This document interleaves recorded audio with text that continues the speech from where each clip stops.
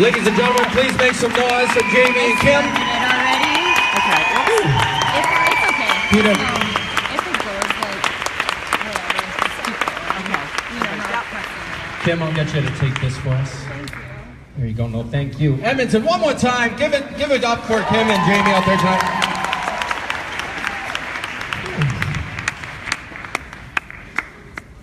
Wow, I don't even know how to follow that up, but thank you guys for joining us here in Edmonton. I know it was a big trek to come all the way from the East Coast, so we really do appreciate you guys coming.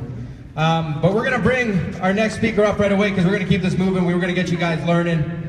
And this is my second event with this next speaker. We blew the roof off in Nashville. She's gonna do it again today. Ladies and gentlemen, I wanna bring to center stage two-time elite coach, 9-star diamond, Success Club 10 All-Star legend, 38 months, summit speaker, top 25 2015 coach, founder of Limitless. She's a past teacher, Limitless in the house, double franchise owner, and she's only 26 years old. Ladies and gentlemen, please welcome to center stage, Morgan Rieger.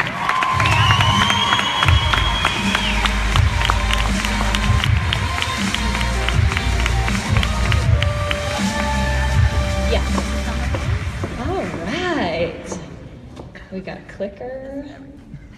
Do I just, green button?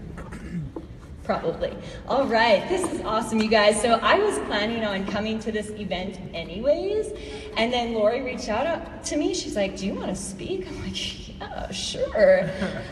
So I'm super, super grateful and honored to be here, and I'm really glad I'm kind of myself, and then the panel's gonna go, but I'm at the end of the day. And the reason I say that is because I think my topic is probably what's going through your mind right now. So I want everybody who's a coach plus works a full-time job to stand up. Give yourself a round of applause, because that's like 90% of the room, right? So, Jeff got up here and he said, you've got a choice. So I'm sure a lot of you are like, yeah, I'm doing this. You made the choice. You heard Jamie and Kim speak and you were like, I got so many ideas. I got this. Like, I'm excited to go home. And then you're going to walk out of the doors and you're going to be like, my kids are going to be crying when I get home. I go to work on Monday. I don't have time to do this. And everything you learned here is going to go out the window, right? You're thinking, but when do I have time to do this? So that's what I want to talk about today, building this business while working full-time, because I was living proof of that when I started my business 3 years ago in end of July of 2013, and I'm still living proof of that today. So I'll take you back to when I first started my business. This was at my convocation. I'm a biology teacher by trade. So I had graduated from university. That was that day in that photo. We were actually in Bali in Thailand before that, and Stephen clearly flew home early 2 weeks before me because he shattered his wrist on a bike ride, and not a motorbike ride, just a pedal bike ride. But that day was kind of just when things started to roll through my mind. Is this what I'm meant to do? I love teaching, but I just don't know if the traditional setting was right for me. So that was kind of the start of my story, and July of 2013 was when I actually signed up to be a coach. I moved back home with my parents. I took a maternity leave teaching position and moved back in and was like, okay, I'm not gonna have time to go to the gym. I had done Beachbody programs since probably grade 8 when my older sister bought Turbo Jam. Always loved them, but loved the gym. But I'm like, busy teacher, first time teacher, there's not time to do much else, right? So I went online to order a new program, Body Beast at the time. I loved weights. And this is how I signed up to be a coach. I seen the Become a Coach tab on teambeachbody.com. I said, oh, what's this coaching thing? And I told Stephen about it, and he said, Morgs, you should sign up. I said, no, it's probably nothing. And then he's like, no, you should just sign up. So I'm like, okay. And I did zero research, didn't know what a coach was, nothing. All I knew was I loved the company and I loved fitness, and that got me to sign up. So that just says something about this company in general, right? So that's literally how I signed up to be a coach. So from there, so July of 2013, August was my first month of coaching, plus my first month of teaching. So right from the start, this business for me was the real life hustle. So growing your business while working full time. And you're probably wondering, what credibility do I have? I'm probably a full-time coach now. I'm actually not. The first while I was a full-time teacher, as well as the full-time coach. And then now I currently run a double franchise with my fiance Steven, a Quiznos and a Yogurties in Melville, Saskatchewan. And people always ask me, they're like, so Morg's, you just own it, right? And Arnaud can attest to this. No, I'm in polo uniform making sandwiches every single day. My team calls are done in our office in my nice polo shirt. I'm rarely at home for team calls. So this business to me still is working full time, and I think it's totally doable. So I'm gonna go over a few things that I had to learn and adopt, 3 different kind of mindsets that helped me realize okay, I can do this full time and so can so many other people, right? So it's not about the balance, it's not about how you feel, and it's not about the fluff. So I hope that once I go over these 3 points, when you walk out that door, you can still say yes to the choice that Jeff Hill gave you, and then take your notes from Jamie and Kim and be like, yes, I do have time to implement this tomorrow, Monday, for the long term, right? I do have time, and I still watch Grey's Anatomy. Yes, I do. All right, so the truth about balance. So we always hear people saying, you need to find this work-life balance. And who's got that figured out? Anybody got that figured out? You still looking? When I finally thought, okay, it's not about balance, I look at it a lot differently. I look at it more like a pendulum, right? So that swings side to side. So I couldn't find the balance. I couldn't find work, family, working out, all this stuff. I'm like, so how can I look at this better that it seems more doable? And to me, it's like a pendulum. I think, okay, this month or this week, where does my focus need to swing? Where does it need to be? And then everything else, I'm okay with it not being quite perfect right now. So maybe when you get back from this event, you're like, ugh, my social media is not very strong. You're like, I need to swing that way this month and really put my focus there, right? And then after you dive into that, let's be honest, this is probably gonna happen. Your husband or your family's gonna be like, you're spending too much time on your computer or your phone, right? And then you're gonna be like, okay, that's fine. I realize that. I'm gonna swing the other way to my family and just readjust. And then the next month you'll think, okay, maybe my challenge groups aren't great. That's okay, I'm gonna swing this way. And it's just a matter of really being self-aware of where you need to swing next and being okay with that other stuff not being perfect. Anybody else a perfectionist in here? I'm an insane emerald personality.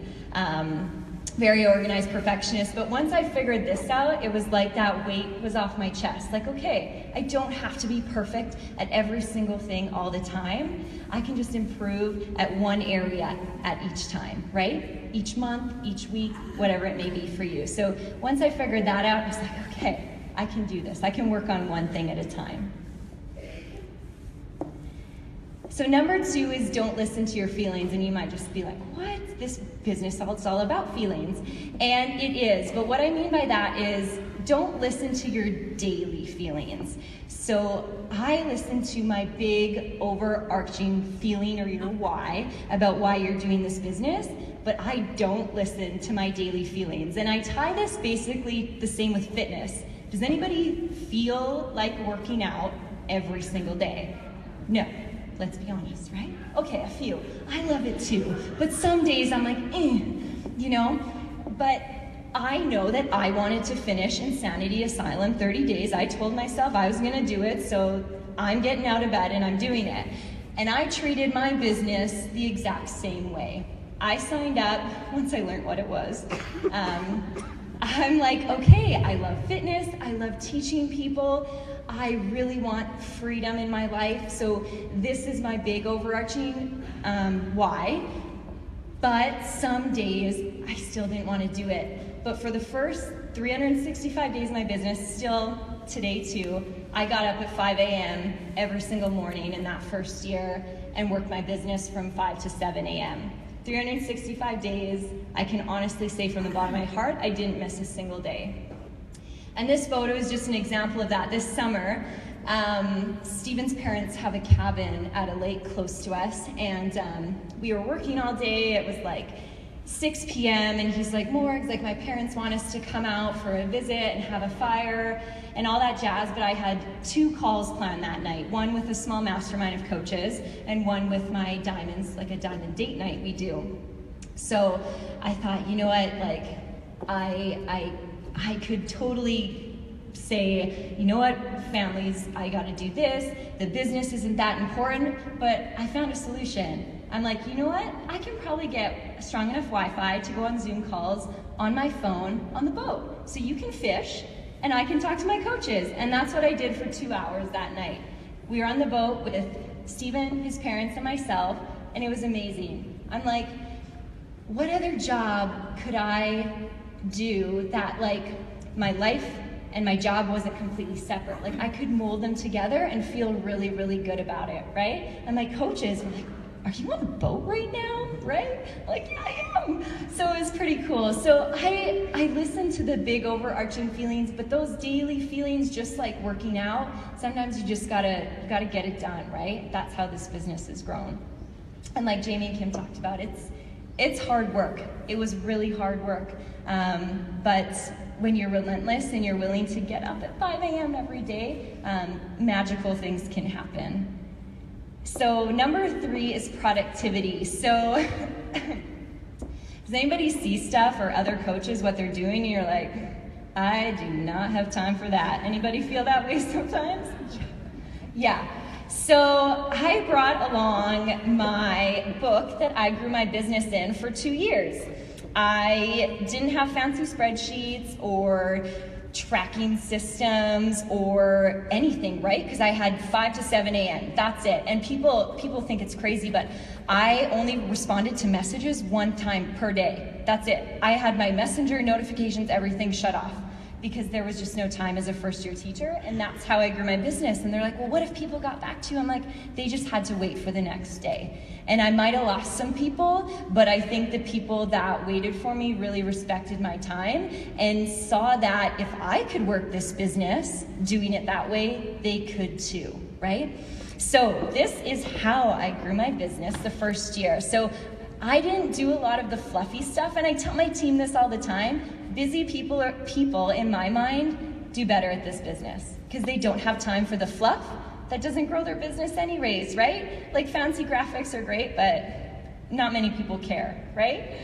So this is my binder, this pink binder. That's what I grew my business in this basically for 2 years. I mean, still it's a pretty similar system. So I've got a to-do list at the start of the page. So what I would get done. I had goals that I wrote every single month.